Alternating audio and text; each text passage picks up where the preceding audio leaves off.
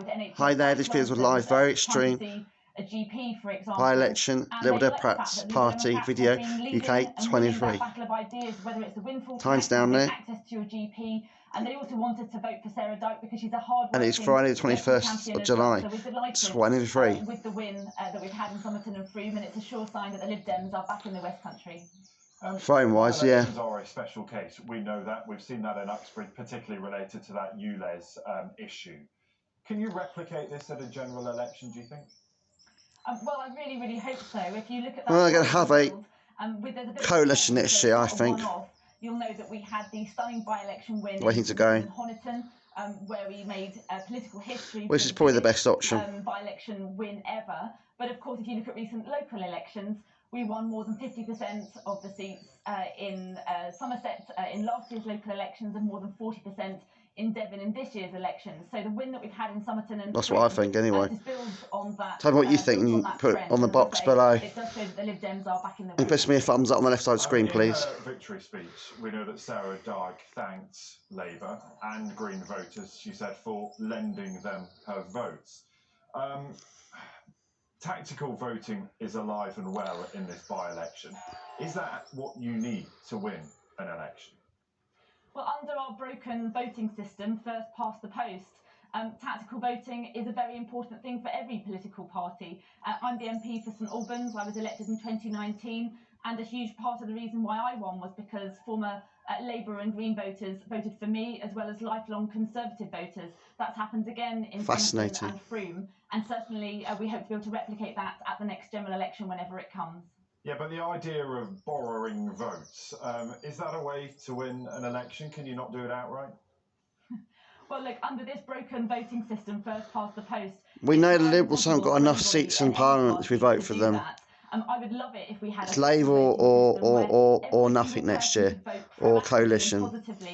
Make the right decision if you do vote next year, if you're interested in politics. Don't make the wrong decision. Tactical voting is here to stay for all political parties. Okay, so let's look ahead to a possible general election. It might be next year. What do you need to do to put the definitely next year back on the map firmly in a can't delay it election? And what do you need to convince voters that you could be in government? Well, I mean, the win that we've had in Somerton and Frome in itself is quite historic. This is the first time since the 1990s that any party has had 4 by-election gains within one parliament. But the Liberal Democrats are the key challengers to the Conservatives in many seats around the country, and we'll be focusing our resources on trying to win those seats to beat Conservatives so we can get this terrible, terrible Conservative government out of power. What do you expect will be the key issues in the general election, and are you ready to meet those challenges?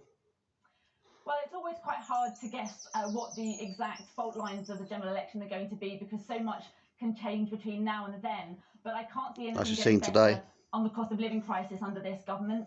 It's clear that waiting lists in the NHS are getting bigger, not smaller. People are still struggling to see a GP. They still can't see a dentist. These are issues that have been with us for a long time, and they're getting more and more acute. More noticeable. The cost of living crisis and the NHS crisis will still be the 2 top issues at the general election, and Liberal Democrats will be setting out our plans on how to tackle both of those in due course. But as I say, we've already been leading and winning that battle of ideas as the first party to propose the windfall tax, as the party that's calling for 8,000 more GPs. This is part of the reason why people are voting for us in these by-elections. It's a familiar refrain, though, isn't it, Daisy Cooper, that voters will say, look, the Liberal Democrats can win in a local election, but when it comes to a national one, of state, for the general election, unlikely. It's not a party that I want to lend my vote. How do you convince someone to vote for you? Well, I managed to do that in 2019 in St Albans. I think there are many people who do vote proactively for the Liberal Democrats. They like the values that we stand for. You know, we're internationalists, we're environmentalists, we're pro-business, we're pro-public service, we're pro-diversity. But you don't have enough seats in the House of Parliament to make a difference. The best you could do is coalition. Nick Clegg, that was the last time. Proactively for the Liberal Democrats, our values and our hard-working candidates. But as I said before, under this broken voting system, we do unfortunately have to ask people to lend us their votes as well. And when they do that, we can win both in by-elections and in general elections as well. Okay, Daisy Cooper. Yeah, right. Thank you. And we'll see. And of course, we will be talking to the Conservatives a little later in the programme as well. We've already spoken to Angela Rayner.